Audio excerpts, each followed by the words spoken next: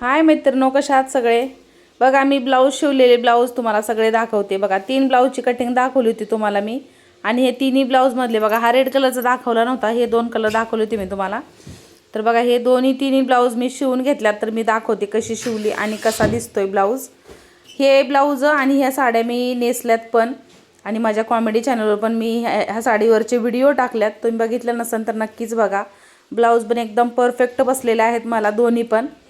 आणि हे ब्लाऊज मी घातलेत बघा, कॉमेडी चॅनलवर घातलेत, हा व्हिडिओ म्हणजे काढलेत मी त्याच्यावरती, आणि व्हिडिओ काढून मी त्याच्यावर टाकलेले आहेत, त्याच्यावर जाऊन तुम्ही नक्कीच बघा। आणि फिनिशिंग वगैरे एकदम परफेक्ट आली, आणि माप पण छान बसलाय।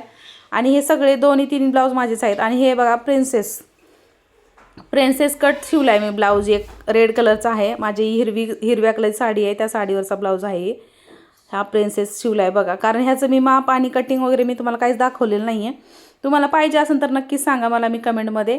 प्रिन्सेस बाही पण आणि प्रिन्सेस कटिंग कशी करायची ते पण सांगते मी तुम्हाला नक्कीच। आणि हा बघा येलो कलरचा पण मी तुम्हाला कटिंगमध्ये दाखवला होता ब्लाऊज, हा शिवलाय बघा। फुग्याची बाही आहे, ही लांब बाही आहे, आणि ती पण लांब बाहीच आहे।